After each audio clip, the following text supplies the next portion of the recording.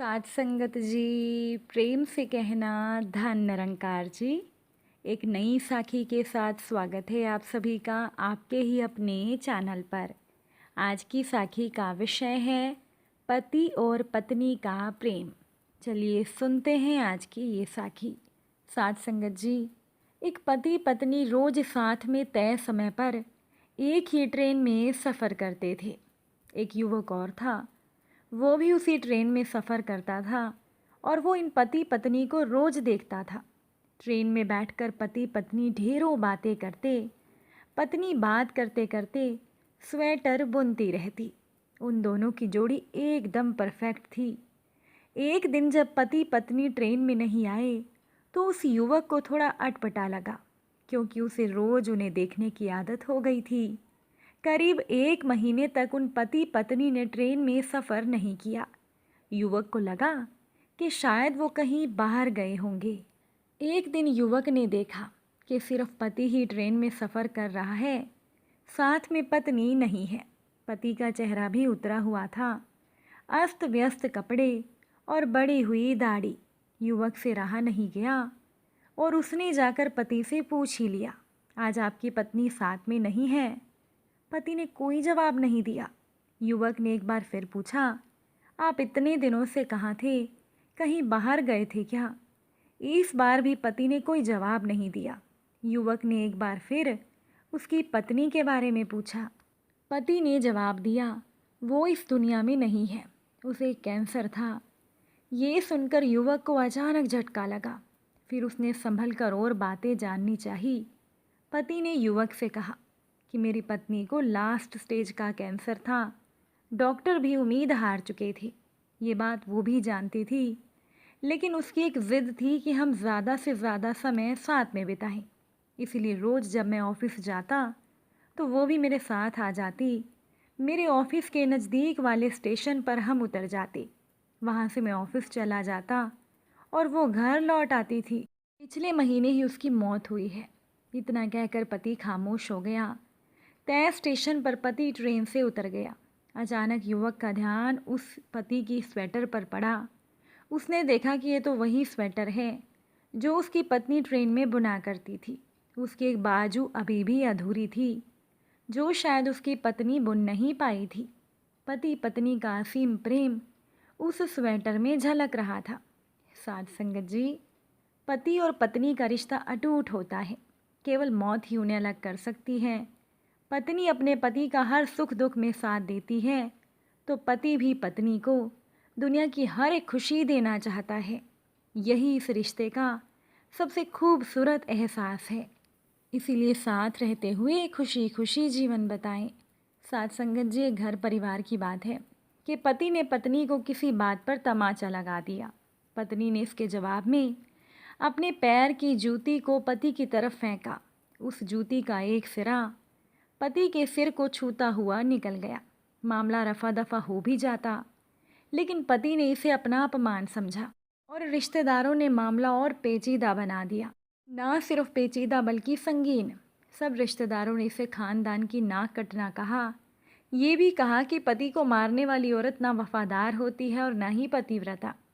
लड़के ने लड़की के बारे में और लड़की ने लड़के के बारे में कई असुविधाजनक बातें कही। मुकदमा दर्ज कराया गया। पति ने पत्नी की चरित्रहीनता का तो पत्नी ने दहेज उत्पीड़न का मामला दर्ज कराया।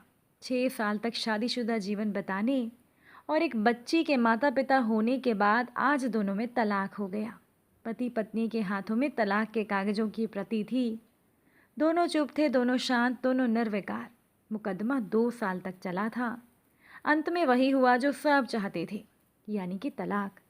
ये महज एक इत्तेफाक ही था कि दोनों पक्षों के रिश्तेदार एक ही टी स्टॉल पर बैठे कोल्ड ड्रिंक लिया। ये भी महज इत्तेफाक ही था कि तलाकशुदा पति पत्नी एक ही मेज के आमने सामने जा बैठे। लड़की की बेंच और वो दोनों। कॉन्ग्रेचुलेशन, आप जो चाहते थे वही हुआ, स्त्री ने कहा। पुरुष बोला, तुम्हें भी बधाई, तुमने भी तो तलाक देकर जीत हासिल की। स्त्री ने पूछा, तलाक क्या जीत का प्रतीक होता है? पुरुष ने कहा, तुम बताओ। पुरुष के पूछने पर स्त्री ने जवाब नहीं दिया। वो चुपचाप बैठी रही। फिर बोली, तुमने मुझे चरित्रहीन कहा था, अच्छा हुआ अब तुम्हारा चरित्रहीन स्त्री से पीछा छूटा। पुरुष बोला, वो मेरी गलती थी, मुझे ऐसा नहीं करना चाहिए था। स्त्री ने कहा, मैंने बहुत मानसिक तनाव झेला है। स्त्री की आवाज़ सपाट थी, न दुख था न गुस्सा था। पुरुष ने कहा, जानता हूँ पुरुष इसी हथियार से स्त्री पर वार करता है जो स्त्री के मन और आत्मा को लहूलुहान कर देता है। तुम बहुत उज्जवल हो, मुझे तुम्हारे बारे में ऐसी गंदी बात नहीं करनी चाहिए थी। मुझे बेहद अफसोस है। स्त्री चुप रही। उसने एक दो बार पुरुष को देखा। कुछ पल चुप रहने के बाद पुरुष ने गहरी सांस ली और कहा, तुमने भी तो मुझे दहेज का लोभी कहा था। पुरुष की ओर देखती हुई स्त्री बोली, मैंने गलत कहा था। कुछ देर वो चुप रही, फिर बोली, मैं कोई और आरोप लगाती, लेकिन मैं नहीं। तब तक प्लास्टिक के कप में चाय आ गई। स्त्री ने चाय उठाई। चाय ज़रा सी छलकी। गरम चाय उस स्त्री के हाथ पर गिरी और इसी वजह से स्त्री के मुंह से एक आवाज़ निकली। पुरुष के गले में उसी पल ओह की आवाज़ निकली। स्त्री ने पुरुष को देखा। पुरुष स्त्री को देखे जा रहा था। अब पुरुष ने स्त्री से कहा, तुम्हारा कमर का दर्द कैसा है? स्त्री ने जल्दी से ये कहकर बात ख़त्म करनी चाहिए और कहा कि दर्द तो आता जाता रहता है। पुरुष ने कहा कि तुम एक्सरसाइज भी तो नहीं करती ना। जब पुरुष ने ये बात कही तो स्त्री फीकी हंसी हंसती। इसके बाद स्त्री ने पुरुष को कहा, तुम्हारे अस्थमे की क्या हालत है? फिर अटैक तो नहीं पड़ता ना? पुरुष ने स्त्री को कहा, मुझे डॉक्टर ने मानसिक तनाव लेने से मना किया है। स्त्री ने पुरुष को देखा। देखती रही वो एकटक, जैसे पुरुष के चेहरे पर छपे हुए तनाव को वो पढ़ रही हो। अब स्त्री ने पुरुष के चेहरे से नज़रें हटाई और पूछा, इन्हेलर तो लेते रहते हो ना? पुरुष ने कहा, हाँ लेता रहता हूँ, लेकिन आज लाना याद नहीं रहा। स्त्री ने हमदर्द भरे लहजे में कहा, तभी आज तुम्हारी सांस उखड़ी उखड़ी सी लग रही है। पुरुष कुछ कहते कहते रुक गया और बोला, हाँ कुछ इस वजह से और कुछ। स्त्री ने बात पूरी की और बोली, कुछ तनाव के कारण।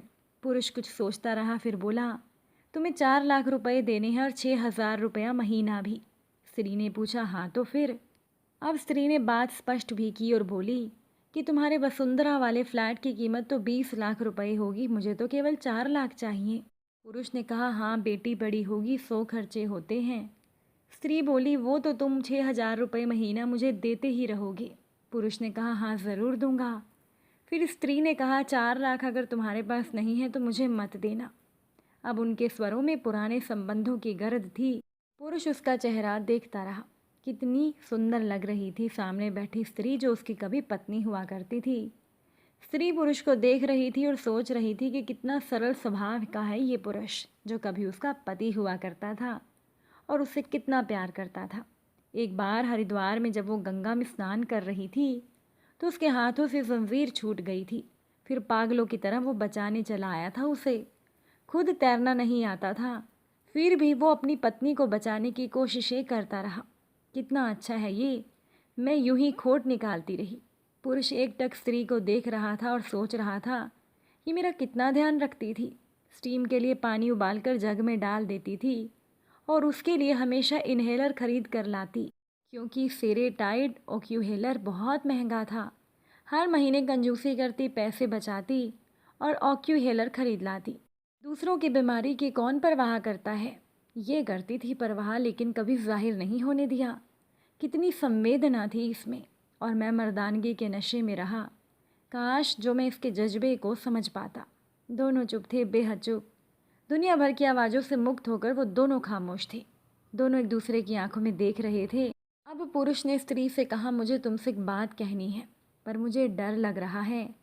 स्त्री ने कहा, डरो मत, हो सकता है तुम्हारी बात मेरे मन की बात हो। पुरुष बोला, तुम्हारी बहुत याद आती है और आती रहेगी। स्त्री ने कहा, मुझे भी। पुरुष ने कहा, मैं तुम्हें अब भी प्रेम करता हूँ। स्त्री ने कहा, मैं भी। दोनों की आंखें कुछ ज़्यादा ही सजल हो गई थी। दोनों की आवाज़ें जज्बाती और चेहरे मासूम। पुरुष ने पूछा कि क्या हम दोनों जीवन को नया मोड़ नहीं दे सकते? स्त्री ने कहा, कौन सा मोड़? पुरुष ने कहा, हम फिर से साथ साथ रहने लगे, एक साथ पति पत्नी बनकर, बहुत अच्छे दोस्त बनकर। स्त्री ने पूछा, ये कागज़? पुरुष ने कहा, ये फाड़ देते हैं। और उन दोनों ने अपने हाथों से तलाक के कागज़ फाड़ दिए। दोनों उठ खड़े हुए, एक दूसरे के हाथ में हाथ डालकर मुस्कुराए।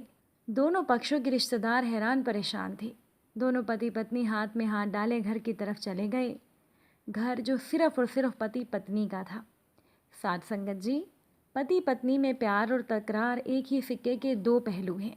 ज़रा सी बात पर कोई ऐसा फैसला ना ले लें कि आपको ज़िंदगी भर अफसोस हो। अगर आज की ये साखी आप सभी को अच्छी लगी हो, वीडियो को लाइक शेयर ज़रूर कीजिएगा। आप सभी से फिर मुलाकात होगी नई साखी और नए विचारों के साथ। साध संगत जी प्यार से कहना, धन निरंकार जी।